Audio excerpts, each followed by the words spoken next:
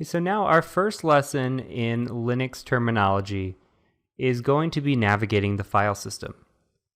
So if you're a Windows user, you're used to navigating your file system probably through folders, through a GUI, so a graphical user interface. Well, in Linux, we can do that, but the majority of the time we're going to live in this terminal here. So we really need to know how to get around. So the first thing we can do here is we can say, hey, where are we at? And that's PWD.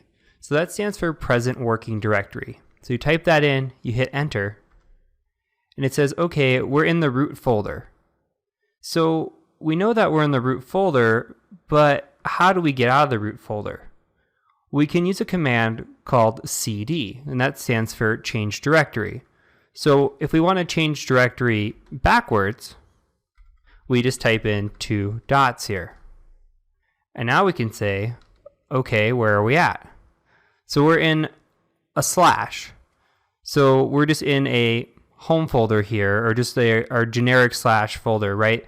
So what we can do is, well, how do we know, can we go backwards from here? Let's keep trying. So we do pwd again.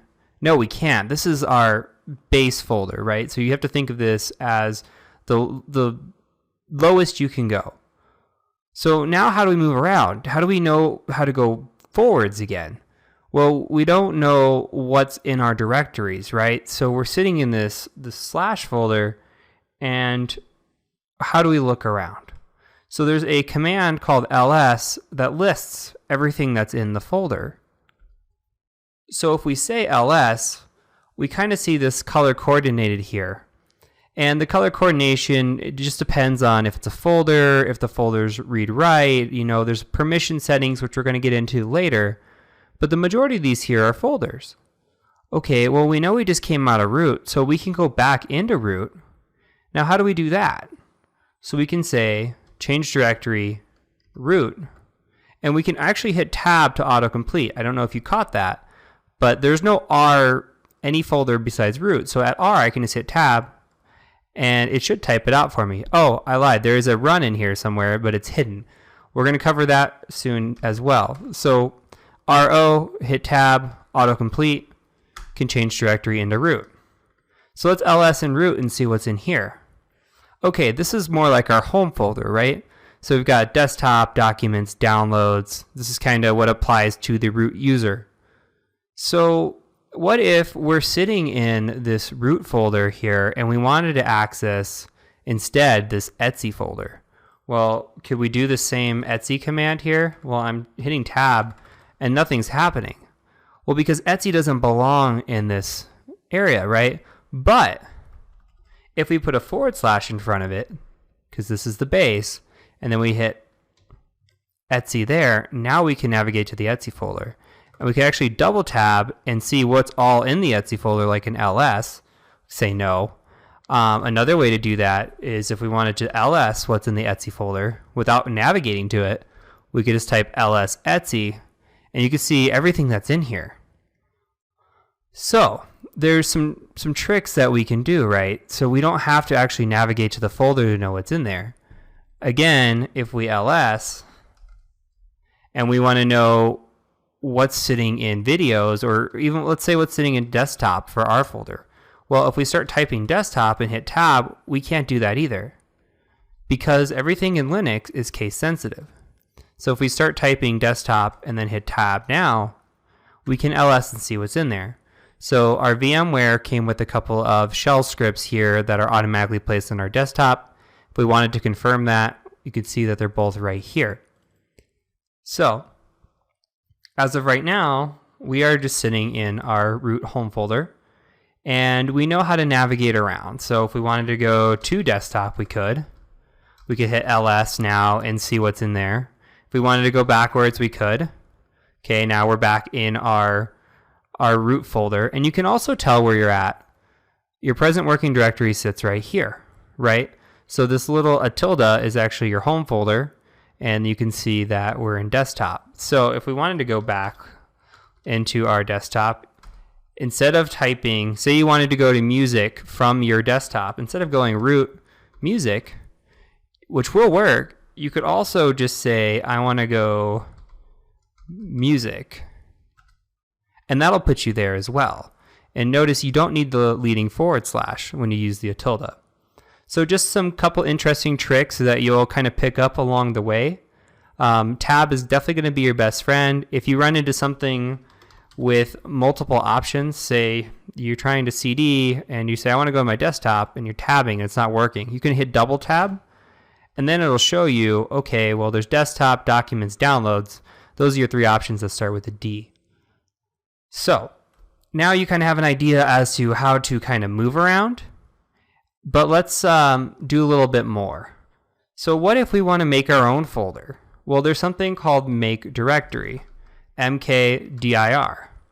So if we say make directory, we'll say, I'm just going to use my name, Heath. So now if we ls, we can see that this Heath folder is now here. We can go into the Heath folder, and there should be nothing in it, right? So we can go back, and we can also get rid of the Heath folder. Remove directory Heath. If we ls again, it's gone. So now, what else can we do? Well, we can also look for hidden folders. So we can say ls-la, and we can look for hidden files and folders here. Remember the color coordination. So this .cache, right? That in theory is a hidden folder. So if we say cd.cache, we can go into there. We ls, and there's actually some information in there. But when you saw it originally, you didn't see that. We're going to cover more on this. I just kind of wanted to show you that trick. As you see over on the left side, there's file permissions and properties. So be aware that just because it looks like something's not there doesn't mean it's not there. It might just actually be hidden, similar to Windows where you have hidden files and folders. So just a quick trick to show you that. So another thing we can do. So let's go back. And don't worry about what I'm doing here. You're going to cover these commands in a little bit. I'm just going to echo hi, and we're going to put that in a test.txt folder. So now if we ls, you can see that test.txt is here. So if we want to actually copy this file, we can copy this file to another location. So we can say, hey, I've got this test.txt, but I actually want to move it to downloads. And if we go ls to downloads, you could see that test.txt is actually sitting in there. And if we wanted to remove it, we can just say remove from downloads, or test.txt. Actually, sorry, remove downloads test.txt. We don't even have to transition into that directory if we don't want to. So another trick, say we want to see now that it's gone, and we want to ls, but we don't want to keep typing this out. If you hit the up arrow, now you can just see your old commands. So if you keep typing a command over and over, you can see what's going on. So ls shows that there's nothing in downloads now. We were able to successfully remove that file. So another thing that we can do is we can actually move. So say we wanted to move test.txt, and we wanted to put that into downloads. Okay, now if we ls, test.txt is now gone from this folder because we've moved it. We haven't made a copy, we've actually physically moved it away. So now if we ls, actually let's just tab up, you can see that test.txt is now in there.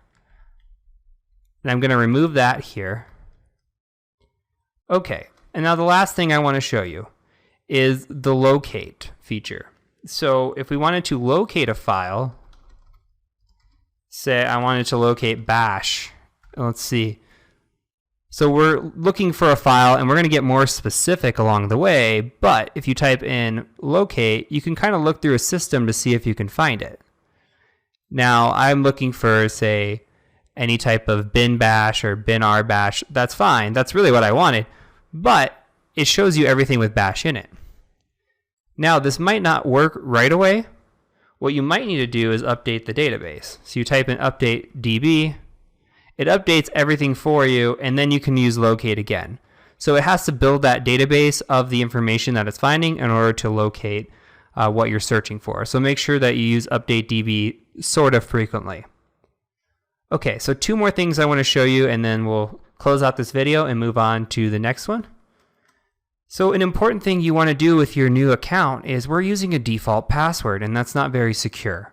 So to change a password for our user, we can just type in PASSWD, and now it's going to ask us for a new password. So instead of using Tor, we can use something else. I'm going to type in the very secure password as my password for an example here.